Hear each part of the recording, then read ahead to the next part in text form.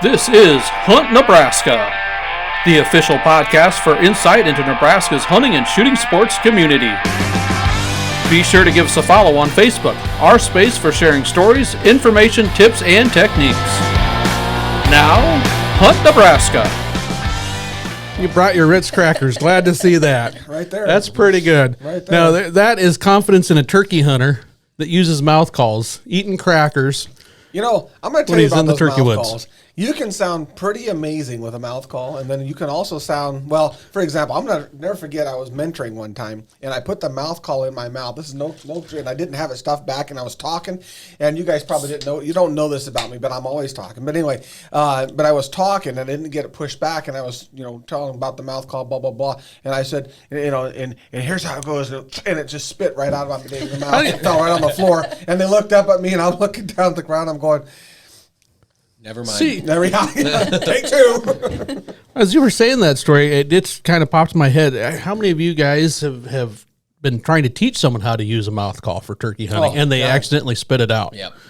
Yeah, I mean that's one of the things we do the calling clinics, obviously, and it's one thing on a slate call. All right, yep, make circles. All right, they see that. A box call. All right, this is how you make a cluck. They can see that happen. Yep. But the mouth call, it's just like you put it in, you close your mouth, and you're trying to talk. Well, you put it right up against your. Where do you put it? Most novice hunters are unwilling to use a mouth call because when I'm teaching them, I mean, I'm really,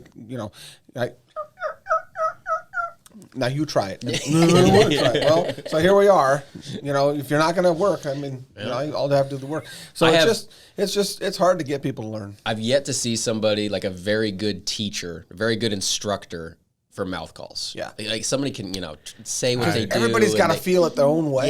Yeah. There's it's extremely hard to teach that. I've Googled it. I mean, we've had to try to figure out how to teach people how to do it. So I was trying to find ways to explain how I put it up against my mouth and this and that. And I have run across, I'm sure you guys have too, diagrams of it. Mm-hmm. And you look at that diagram and just like, that's not what I do. No, it's not. It doesn't make any sense. Or it's just kind of like, that's gross. It's kind of like anatomy class, like, nope. That's where it's going to be. Everybody look at this picture. We're using box calls. 20 years now, I've been using mouth calls. And I'm just recently, here's how we evolve as hunters. I'm changing the way I purr. I've gone to a different purr. Really? Yep. See, so how did you used to do it? I use my lips. Yeah. So okay. So now now I'm going back to what's that little thing in the back of your... So uvula. Uvula? Uvula. Is that how you pronounce it? Okay. It's the dangling uvula. Oh my God. We can say that. We're biologists. You can say that. I'm not sure. Kayla, you might need to bleep that out later. Okay. Hold on. We gotta go. Hold on. Stop the tape. Yeah. Can you say dangling uvula on the air? Yeah, no signal. Forget it. Anyway. Yeah, the way I heard about it, and this is what helped me a long time ago, is think of it like gargling. If you can gargle, you can purr. And that really does help because I've been there and you talk about spitting out your mouth call. It's one thing to be able to purr at home or in the car or practicing. It's another when all you need to do is purr a little bit to get that turkey to take the last couple steps around the bush, around the cedar, whatever it is, and he's already within shotgun range. Your mouth goes dry, and pretty soon it's... Yep.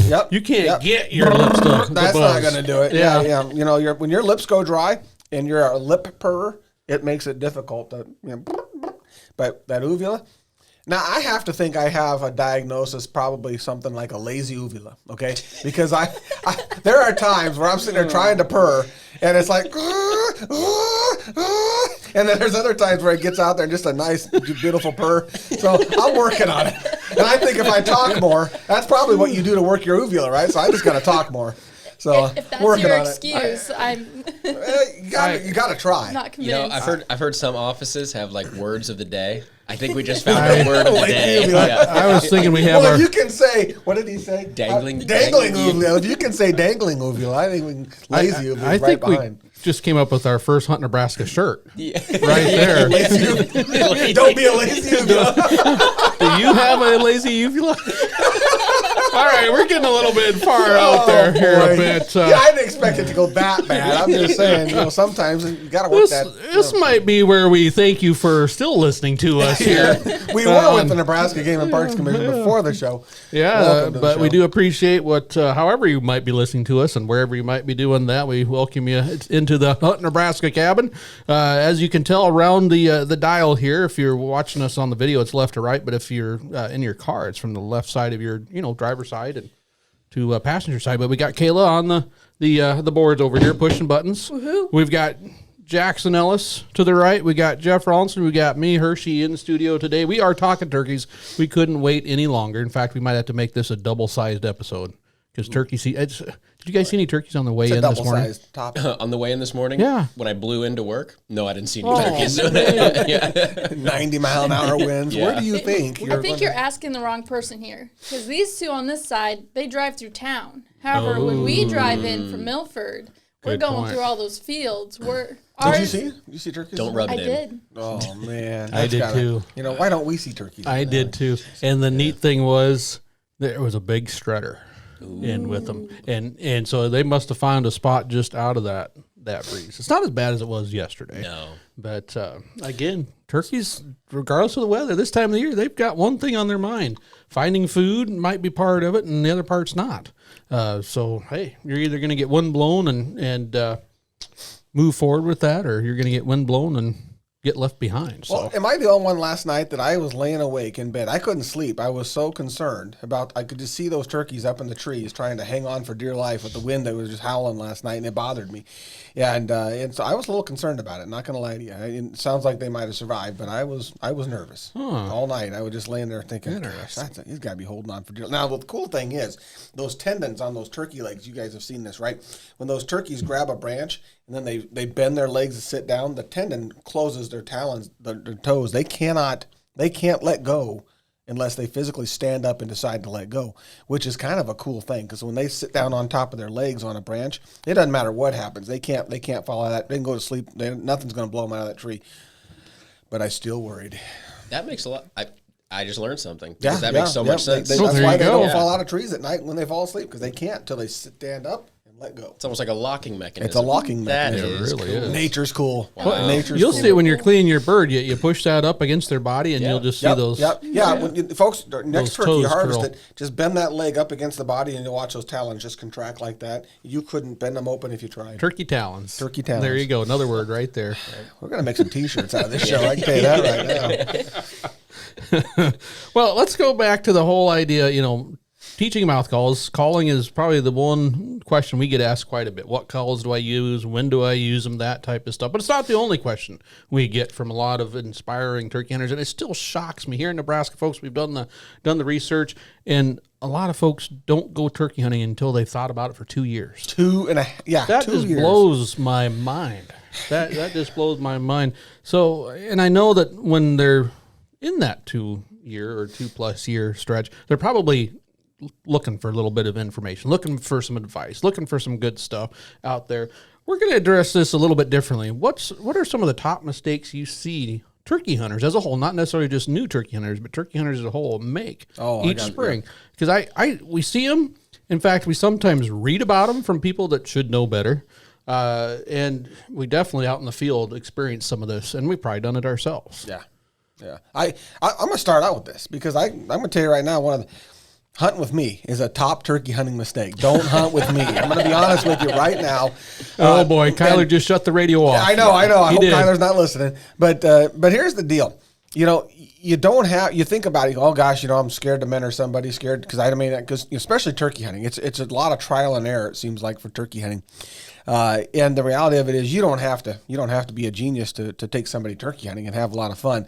But there's so many times as a mentor you feel like, gosh, I'm just not cutting it, right? Because I'm doing all the best calls. I haven't spit my mouth call out yet, all that good stuff, and nothing's coming in, and you feel like, man, this poor kid picked me. I feel so bad that he picked me to hunt with, right? Or she picked me, or whoever.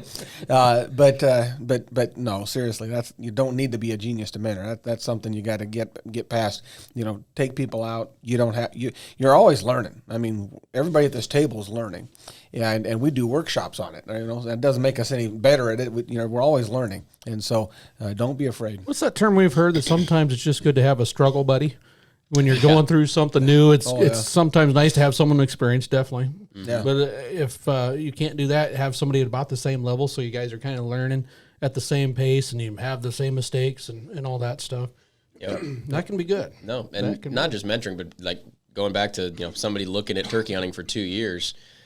I feel like part of that is that they are afraid to make mistakes and fail and stuff like that. And if you're afraid to fail, you can't be afraid to fail. Well, not as a turkey hunter. You're gonna fail. You're gonna fail big. And some of those fails, you're not gonna know about them. They're just gonna walk out of the field going, well, it was a bust today as far as turkeys. Other fails will be epic. You'll have witnesses. There'll be multiple gobblers involved, and you'll still come home empty-handed. Those are the tough ones. And there's mistakes that you make that. I'm trying to think of how to say this. Some turkeys it's not going to work. Yep. Especially with decoys and stuff like that. Calling's one thing, but especially decoys. I mean, there's been days where I'm like, well, that decoy was a mistake today, but the very next day, different turkey is going to walk right in, run in. Right in, yeah, bingo. Why did he run in? So there's kind of that, when you're judging whether it was a mistake or not, that's something to think about. Yeah. Some days, and that's a good point. Some days you could be the world's greatest turkey caller, do everything right, but the one thing you can't forget is you're dealing with a turkey, and they don't always do what they're supposed to do. No matter how good you are, I've had birds coming in on a beeline just right to the decoy, and you're thinking, oh man, this is going to be great. And then all of a sudden they decide to stop, scratch their, pick their wing, scratch their wing or whatever, and then turn around and lose interest. And you're like, what in the heck is going on here? And you give it all your best calls. I mean, you go through the whole repertoire, and they just walk away. And they didn't spook or anything. They just are being turkeys. It's because of that lazy uvula. Uvula. Now, we got to be careful with the language there. Uvula. And, I'm telling you right now, there's just days where, that's I got to perfect that, because there's days where you can purr and it just doesn't work. You got to have a good purr. And so it's a struggle some days. I'm not going to lie to you. And I've noticed the more I eat stuff like this, the lazier your uvula gets. So, that's something to keep in mind. Exercise. It's all about preparation. Well, that's why I talk a lot, Hershey. I'm telling you right now. My uvula should be stronger. When you get ready for a bird hunt, you go on walks. Yeah. When you get ready for the goose season, you do a lot of sitting ahead of time. That type of stuff. I think you just need to get the Listerine out and do some more gargling at pre-turkey season to get that thing worked up and less lazy. I'm going to be on the couch one day and my wife's going, why aren't you doing anything? I am in intense training for duck season. Do not bother me. No, but that, going back to that idea, that's probably one of the most frustrating and yet things that all new turkey hunters need to learn is those turkeys, like you said, you can be doing everything right and it doesn't work. And you can do a lot of things wrong and all of a sudden it just bingo. Boom, there it is. I remember working at Tom for 2 hours, watched him, thinking, man, he's beautiful. Man, I can't hit the right note for him. He is the smartest thing out there. He's just looking, and every once in a while he gobble, and he can see the decoys and not coming in, this and that. This guy, he's almost untouchable. It must be an old bird. This is going to happen. But I just can't. I just felt like less of a hunter. Yeah. And I thought, this bird is way too smart, way too wary for me. And then I watch him proceed to walk up to the road and get hit by a car. Walked right in front of it. Yeah. And it just, and the car was coming for quite a ways. And it just like, son of a gun. Didn't see that one coming. Literally.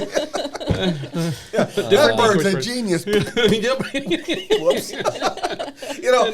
Things like that happen though, and you just sit and think to yourself. We've all seen that, where you got birds where you're just building up tons of respect for this bird as it's dodging everything you give them, and then all of a sudden they trip and fall as they're walking in. And you're going, oh no, that bird's like me. He's callable. Not today, but he's callable. That's a big point I think all hunters need to keep in mind. That and it's amazing how it can be like this on this farm or in this section or this county, and if you move just a little bit further, the turkeys are in a completely different mood. Different, they're callable. They might not be as henned up. It's just weird how that happens. We talk about the phases in some of our clinics, but they're not ever in the same phase as the turkeys right across the street at times. Yep. It just all depends on those hens. Part of the fun is trying to put that puzzle together. Yeah. That's never going to get put together. No, I mean, day one of the turkey season, if a bird just runs right into your decoy and stops, that wouldn't offend you at all. I mean, that'd be okay, right?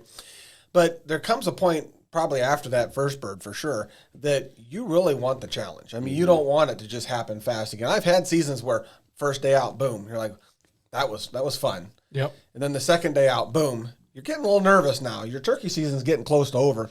And then you do some mentoring and whatnot, and you realize, okay, they're not all going to be like that, and you start to really work for it, and you remember why you really enjoy it.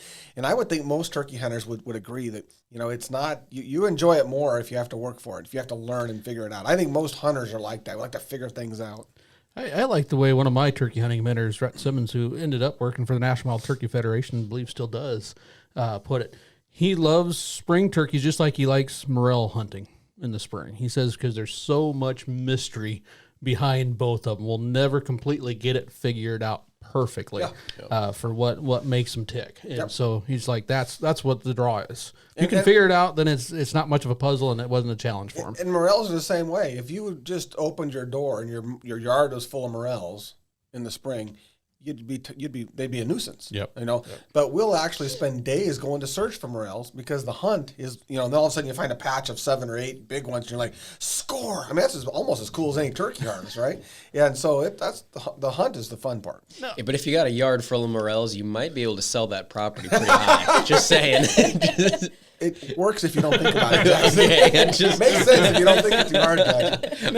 If you got that house, I got a realtor for you. This might be a generational question, but now I'm going to chase this just a little further. Have any of you guys ever had a turkey hunt sidetracked by a morel picking? All of a sudden you go, yes. We're turkey hunting. Hey, there's a morel. Yeah, there's another morel. Absolutely. Well, let's pick morels. Yep, absolutely. Jeff, yes. Okay. Jackson? For me, it's sheds. I've had many a turkey hunt get ruined by sidelined sheds. I find a shed and then I got to try to find the matching side. Oh, yeah. Oh, yeah. Kayla? I can't say I have enough experience in either that I could say yes, but I could definitely see myself getting distracted by picking morels versus turkey hunting. Absolutely. The same Rhett that I mentioned before, we were down in his neck of the woods where he kind of grew up and has family. And we hit it so perfect. I mean, it rained and sun popped out that following morning, and it was just nice and warm. The temperatures on the soil must have been perfect. We got sidetracked because we could not sit down without having to pull morels out of the way to sit. I mean, it was crazy. But the scary part was, now he'd run around these woods for I don't know how many years as a kid with his brothers, with his friends, cousins, all that type of stuff. And we're walking, we hear a turkey gobble, and then all of a sudden our heads, we start picking morels the whole way as we're trying to figure out a spot to set up on this turkey. And all of a sudden, about 10 minutes later, Rhett picks his head up and, Aaron, where are we? Just like, Rhett, I've never been here. How am I supposed to know? Says, I don't recognize this place. Well, I don't either. Took us a little while to find our way back, but that was about the only time I remember actually getting sidetracked by morels. Usually it's spring turkey, and I'm on a mission. I want to go find those turkeys. I could see myself getting distracted by the morels, but still telling myself I'm being quiet enough to turkey hunt. Oh, I'm just going to pick this one. Just really turkey. Quietly. Okay. Yeah. There's another one. Yep. Any turkeys? No. Okay, here's another. Any turkeys? I've done that very thing where I'm walking along and I find some morels. I get down and start looking for morels, and I'm looking for morels, And my scratching. Oh yeah, but I've hunted with people who I won't name, who when they start finding morels, there's some over here. I found some more. It's like, well, we're not turkey hunting anymore. Why didn't you say that beginning? I'd have been a little less quiet. It'd have been a lot easier. We could take the face mask off. Yeah. Exactly. It's like we could take the mask off. Yeah, didn't know we were not hunting anymore. Definitely not a true morel hunter if they're shouting like that. I mean, it's supposed to be like Midwestern walleye, where when you start hitting, just like you get quieter and quieter, and you just notice they're not there anymore. They're spending a lot of time in one little spot. All right, back to turkey. turkeys, though. Back to turkeys. One of the mistakes I see a lot and hear about is making turkeys gobble too much. This is one that it's, as we talked about before, it's a hard line to follow, isn't it? Yep. Because we go out, we want to have the experience, and big part of that is hearing turkeys gobble. Yep. But every time that turkey gobbles, those hens are, ooh, what's over there? Every gobble, you're one step away from losing that bird. And I don't think people think about it like that. But you are. I agree. If there's hens in the area, you're one step away from losing that bird. I agree. You know, what's nature designing it to do? What was the turkey designed to do? That's the love song. That's the come hither. Yeah. And it works. Yeah. Oh, yeah. Hens come right to the tom. They go off and into the sunset. Yeah. And so that tom coming to you is kind of a weird thing. So don't give those hens any more opportunities than they need to find that tom. You know, getting them fired up like that, unless he's really getting close, man, I tell you, I agree. That's a good one. Yeah. And the backside of that is as soon as that tom stops gobbling, I think all of us, even seasoned turkey hunters, he's gone. I lost him. I'm a little bit the opposite because when a turkey's gobbling, usually he's standing still. Yes. They're not moving when they're gobbling. You know, they'll move.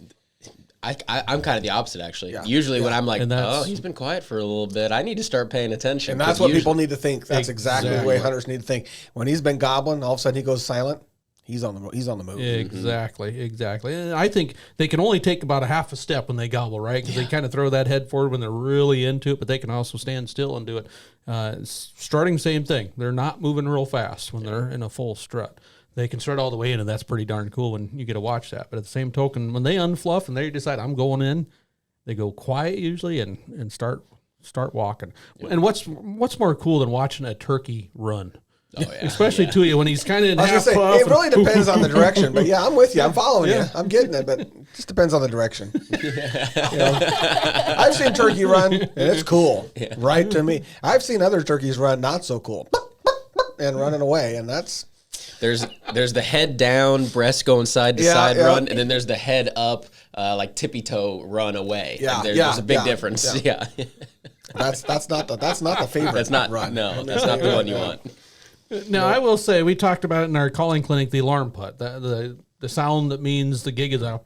You know, it's over. It's all that. This I learned from our former hunter ed instructor or coordinator, that is Mike Streeter. Yeah. And he actually did this for deer. He'd say when a deer wheezes you and tries to snort at you and all that, just, you know, kind of got you pegged, but not fully. He says snort and wheeze back at them. So they get kind of confused. And I started doing that for turkeys when they hit that alarm putt. I'll alarm putt back at them. They're like, Good "Ooh, move. Wait a sec. What's that? Why are you scared of me?" And then they do it again, and you do it again. And sometimes you can calm them back down. Other times they stand around long enough. If they're already within range, you just were trying to get more of the show and they busted you or something, you might get them stand just a little bit, well, just long enough to get that shot off. And that can be helpful because that's their communication. Now, and I'm going to tell you this. When I first started turkey hunting back when I was a teenager, and the guy that got me turkey hunting, you know, that was something I was told, you don't make the alarm putt. That's the danger sound. Don't make that. If you hear that, it's bad. And probably in the maybe 3 years that he and I hunted together, it was one of the hunts along the Niobrara, and we're sitting in a field, a cornfield. There was a tree that had fallen down in this cornfield, and it's not on the edge, but closer to the edge of the field. And we're sitting behind that tree, and we had a decoy out in front of us, and we were calling because we had heard some gobbling, and we had a gobbler coming in right behind us, and he skirted us about 80 yards, and he stood there and he looked at that decoy and he putted. And I'm thinking to myself, gigs up, he sees us, and then he putted again. And you could tell he wasn't even looking he was looking right at the decoy. And he'd get a little closer and I'm thinking to myself, he's not running away when he's saying that. And he's trying to get that hen to run to him. He's trying to tell her, come over here. And I don't know if it was an alarm as much as he was mad. He'd fluff a little, you know, and he'd stand there. And then, of course, the decoy didn't move. And I remember walking away from that. I'm right with you, Hershey. I remember walking away from that going, that putt is something we don't understand completely because it did not mean danger. I don't think he was telling that hen, a couple of hunters sitting on that tree there, because he ended up coming in, putting at her, and he got madder and madder as he come in until we shot him, and he wasn't really as mad anymore. But the putt was not an alarm call. That's super interesting because my hunt the other day, I mean, I called that bird right off the roost, and I'm in these, I say thick cedars, and not like mature cedars, but like the ones where they're about head high and they're every, 2 2 feet, right? And it was just where I thought he was going to come to up on this hilltop. Had my decoys 10 yards in front of me on this ridge, and he came in and did a half moon around me to where I couldn't even see him. He's gobbling. I can hear him. I can hear his wingtips. When he struts. I can hear it like the catch in his throat when he gobbles. Yeah. He's that God, close. you're killing me here. But I never saw him. I'm sure he could see the decoys, and so I'm just waiting for it. And he never approached the decoys. But at one point, he did that. It was an alarm putt, and I'm like, what the heck I'm like, there's no way he saw me. I can't see him. Nope, he's not worried about you. And then the second time he did it, he alarm putted and then gobbled right afterwards. Nice. And then he did it again right afterwards. Yeah, and I'm he's like, saying, come to me. Get over here. Yeah, and that actually makes a lot of sense. Yeah. Because that was one time where I'm like, I don't know what he's saying. Yeah. It's like, I don't know what that is. Yeah, and I've seen that, since then, since that hunt along the Niobrara, I've seen that many times where they're, and I think it's more of a, gosh darn it. I mean, it's a frustration a little bit, or it could be, hey, come to me, get over here, come to me, it's safe over here. I don't know what he's thinking. I've tried to climb into the mind of a turkey. I'm gonna tell you right now, it hasn't worked. I don't know what they're thinking, but I do know this. The times I've heard it as an alarm when I'm busting birds in the woods or something. But those times, they are not scared. There's no alarm issue. That's really interesting. I mean, that's got to be an exciting time for those turkeys, right? Yeah. Build up, and we've all seen it. And if you haven't, it's one of those things that kind of steps you back. And I don't mean to get gross, but, there's times where you've seen the pictures or the videos, or maybe you've seen it yourself when, actually – a gobbler treads or breeds with a hen, right? Mm-hmm. And then you see those times where just like, what's that Jake doing over there? And it's just like, well, he looks like he's trying to breed a hen, but there's no hen underneath him. I'll let you guys, listeners, kind of fill in the rest of the blanks. You know what he's doing. But so it's just a buildup of It was a family show. It was a family show. All biological. We've already covered the lazy dangling uvula, so I guess there's no boundaries after that, I suppose. But so there is that build up of excitement. Yeah. And I'm sure there's that kind of they're you don't want to say emotional, but there's a lot of intensity to this time of the season when they've got this as a mission. So.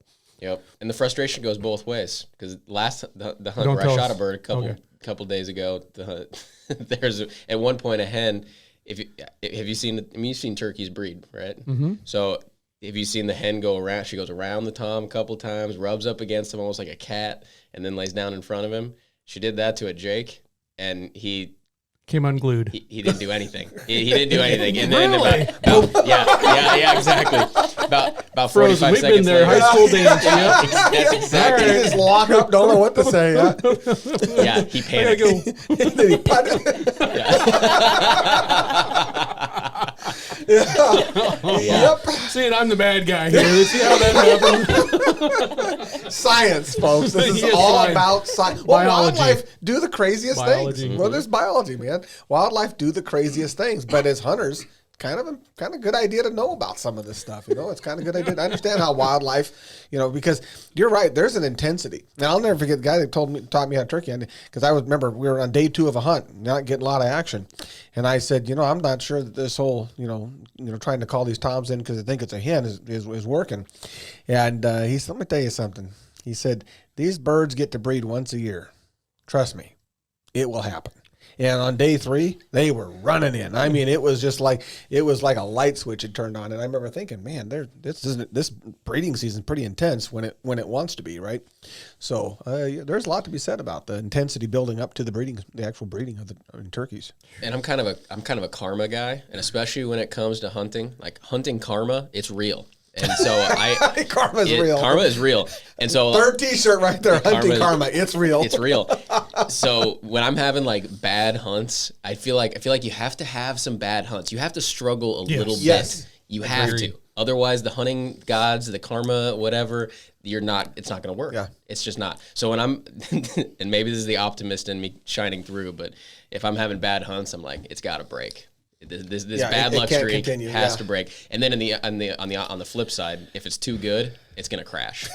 It was like my deer season this last year. I had 3 hunts in a row where I had awesome encounters with bucks, didn't get the shot, but I'm like, crap. I need to make this happen, or I'm running out. My good juju is about to run out, and it did. I hate to burst your bubble, but that bad karma streak can run for years. No matter how good you live. I'm just being honest right here. I'm going to be totally honest. This is a nice uplifting topic we've wandered into. Yep. All right. No wonder people wait 2 years to turkey hunt just to get that bad juju out of the way. But you got to be realistic, right? I mean, you watch TV shows and they go out and they shoot a bird, one of 17 that Usually ran to the call. 2 in 30 minutes. Yeah, and the reality of it is, you know, if as a turkey hunter, if you don't enjoy listening to the songbirds wake up in the morning and the sunrise and the beautiful of the day and all that, and doing whatever you want to do to relax out there in the blind, you know, on your phone or whatever, Magic donuts. Magic donuts. If you don't enjoy those things, you know, it's not all just, you know, sit down and then come in and die. It just doesn't work like that. TV shows are a little not reality. So, you know, the reason I think this is an important conversation, because you might have a day or two where you're going to not see a lot of birds. And there's environmental factors. There's just, you know, those particular birds that particular day type factor. But, man, it will happen. And it happens sooner than later. I mean, it's not like it's going to take you, you know, weeks to go out and kill a bird. But when it happens, it's cool. I mean, it's the funnest thing on the planet. So, I mean, it'll happen. You just got to stay with it. So, okay, your bad advice or your good advice. Was that bad advice or good advice? I forgot. Turkey hunting mistakes we've made or mistakes. we see other hunters make. You had a mistake. Why are you pointing to me? Okay, well, yours was the last one, me? so I'm just seeing if anybody else has any mistakes. We've definitely been derailed a little Oh, bit. my God. We've been on his mistakes for 10 minutes now. That was a mistake. Wow. All right, I'll toss this one out there. Is the go idea again. Okay. that you have to be out there, and this kind of ties into a little bit of what we're talking, that you have to be out there opening day, opening weekend, or the first several days out there. In fact, I sometimes find that I go because, hey, that's about the only time I get a turkey hunt perhaps, and I'm not going to miss an opportunity. If it's turkey season, I got a turkey tag, I'm a turkey hunter, I'm going turkey hunting. But some of my favorite hunts are into the month of April here in Nebraska, early May. I've definitely had those seasons you guys have talked about that I haven't had much luck or any interest from turkeys at all until a week or two into May, and then all of a sudden the season ends with just a flurry of things. So I think a lot of us have that mentality. We see it in all the things we hunt, right? Deer season, most popular day, Saturday morning. Opening day. Everybody and their brother. If you're deer hunting, you're probably going to be out there. Same with pheasants. Same with some of our waterfowl species as well. Turkey hunting, you know, there's a lot of folks we probably know that they sit out that opening weekend or two and just wait. Let everyone else get a crack and then go out, because the turkeys, you know, I believe it was some of the southern states that showed oftentimes more turkey hunters you have in the turkey woods, the fewer turkeys get shot because there's just too many people bouncing birds around. So there's going to be turkeys and plenty of gobblers left all the way through the end of the season. Yep. So yeah, there will be. But I am glad I went out opening morning of this archery season. Archery season? Because you did? I did. Really? And I was out there and I saw 25 turkeys. I didn't kill a turkey, but I saw 25 turkeys. And you know, if that doesn't get your blood going for the rest of the season, you can go through a number of hunts now after seeing 25 turkeys on a property. You know, if the next hunt you don't see a turkey, it doesn't matter. There's turkeys. So how many hunts have you gone since seeing the 25 turkeys? 3 without seeing a turkey. No, well, 2 without seeing a turkey. Oh, One okay. but I've heard turkeys every hunt I've been on. Nice. I've heard turkeys. I've had gobbles or hens every hunt. But I'm in a place where I don't have good visibility. It's not huge. Probably got about 50 yards of open visibility. So I don't expect to see a lot of turkeys in this new setup. But it's an area that mid-morning, just constantly, if there's any place on the property you'll see turkeys, it's this spot. There you go. I haven't heard turkeys. I've only been out a couple times. I've heard them lots once and none the second time, but heard a lot of pheasants cackling, which was kind of cool. As a bird hunter, I love hearing that. There was one hunt I heard and saw more pheasants than turkeys. Ooh. So it wasn't a loss on the day. Drop a pin. Let me know. No. All right. Yeah, you need a mentor. Yeah. Oh, wait, who's killed a turkey already yet this season? Okay, never mind. Oh, boy. All right, so top mistakes we see turkey hunters make. What else we got? We just got a couple minutes left here, so we better. Too much gear. Oh, no. Can you have no. some? Why would you I know say for me, that's How do you- I can hear my wife going, He's a liar. Folks, the views on this program are not endorsed by the Nebraska Game Parks Commission. Yeah, that's tough. So having a lot of gear is great, but taking too much gear, you know, I pick and choose sometimes. So I've got like my heavy archery setup where I'm not having to walk very far. I've got the whole blind, you know, comfy chair, yada yada. I've got my running gun. I've got my shotgun setup. But hear me out here. Turkey hear hunt me out just here. got confusing. Hear me out here. I'm going to say the label maker gets to work out at the Ellis household. Yep. For sunny days, I've got the. Now, where are you going with this, Jack? Because if you got too much, you're gonna forget stuff. Okay. And so if you don't have the system, you forget it all automatically. Yeah. So for example, last year's a good example. I'd been running and gunning with my bow, and then one day I was like, I'm gonna go to this close spot. It's a nice, easy walk. I'll bring all my stuff, but I forgot the stakes to the blind. It was a windy day, so the blind.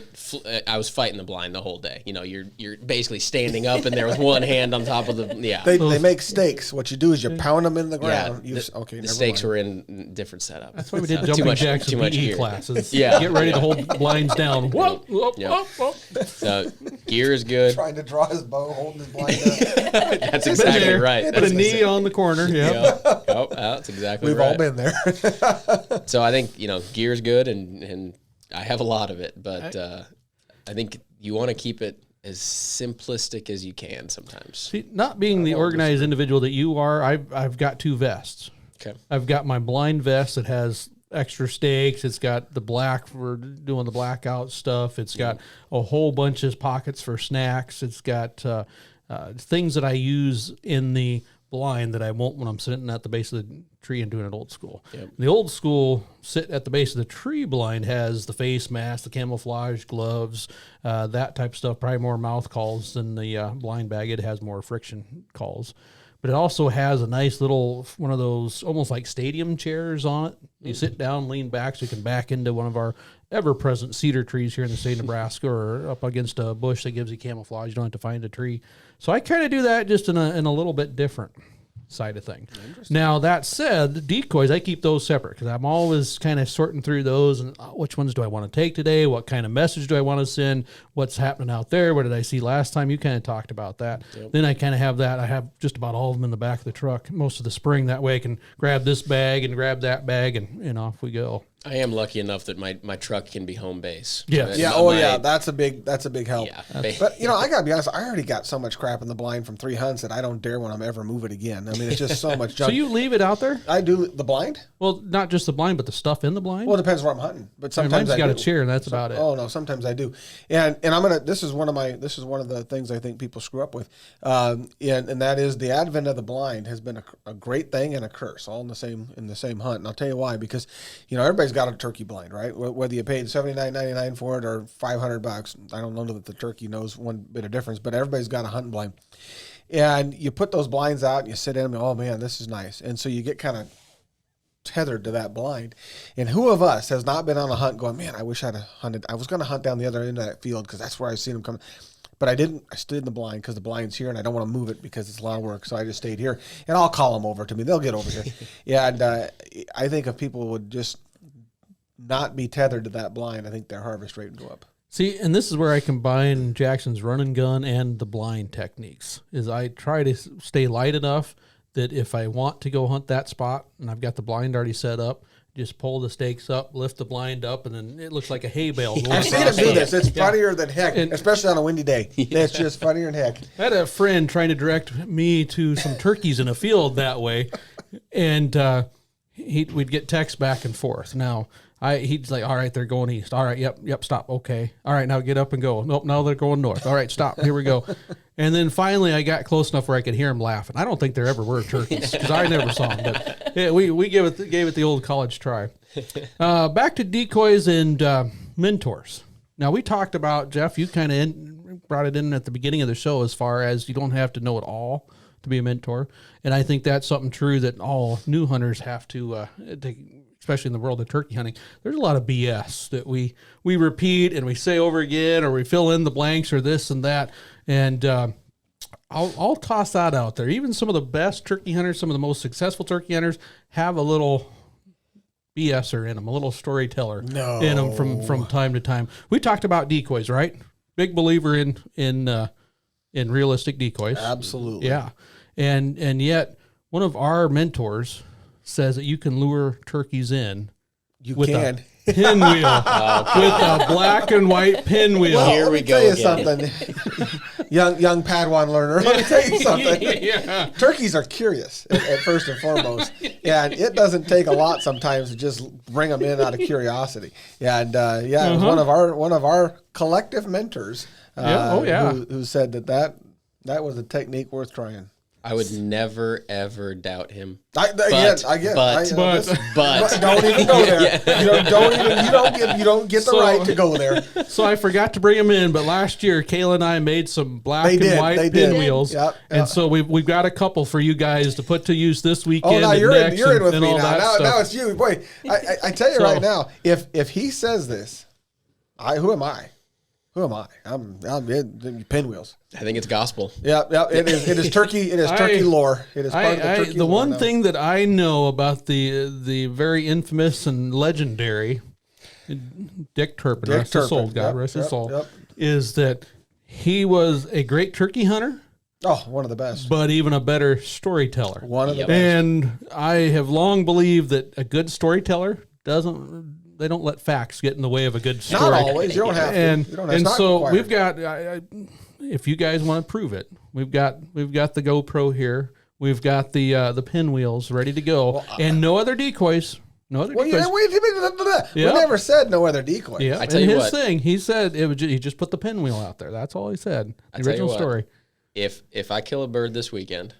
Whoa, wait a sec. Here we go. If I kill a bird this we've weekend, already heard about your Over a juju. pinwheel. No. If I kill a bird this weekend, I'll spend the rest of the season in my last tag hunting with a pinwheel. You said it. All right, folks. You heard him say it. Can't go back now. I got to put this to bed. I've got to figure this out.